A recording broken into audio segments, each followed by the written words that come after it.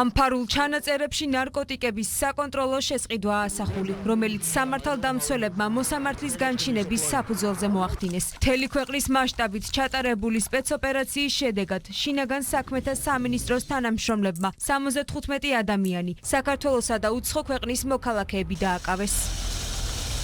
დაკავებულების პირადი, საცხოვრებელი სახლების და ავტომობილების ჩხრეკისას, ასევე მათ მიერ მითითებული ადგილებიდან სამართალდამცველებმა კოკაინი, ჰეროინი, ალფა-პვპ, MDMA, მეთადონი, სუბოტექსი, ბუპრენორფინი, პრეგაბალინი, ლირიკა და მარიხუანა ამოიღეს. ამოღებულია დაფასოებისთვის საჭირო მასალები, ნარკოტიკის რეალიზაციის შედეგად მიღებული თანხა და ცეცხლსასროლი იარაღი.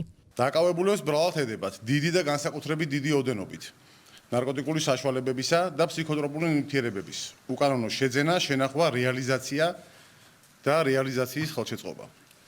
მოსამართლის განჩინების საფუძველზე ჩატარებული ფარული საგამოძიებო მოქმედებების, კერძოდ, აუდიო და ვიდეო ჩაწერის შედეგად მოპოვებული მტკიცებულებები დადასტურდა, რომ დაკავებულ პირთა უმრავლესობა ნარკოტიკული საშუალებების გასაღებას სისტემატურად ახდენდა.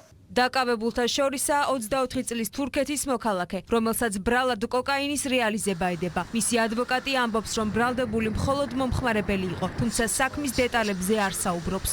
დაკავებული იქნა მოსამართლის განჩინების საფუძველზე და ჩხრეკის შედეგად მისი ავტომანქანიდან გამოძიების ვერსიით ამოღებული იქნა ნარკოტიკული ნივთიერება, კოკაინი, თუ არ ვცდები 5 შეკვრად დაფასოვებული.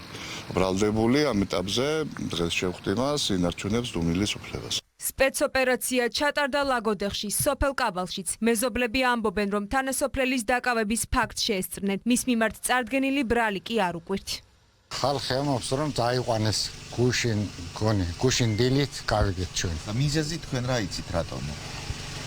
იმის გამო იქნებოდა რა მოსაძებიც ხოლმე. სისხლის სამართლის საქმეებზე გამოძიება გრძელდება. ბრალის დამტკიცების შემთხვევაში ნარკოდანაშაულისთვის დაკავებულებს 20 წლამდე ან უვადო თავისუფლების აღკვეთა ემუქრებათ.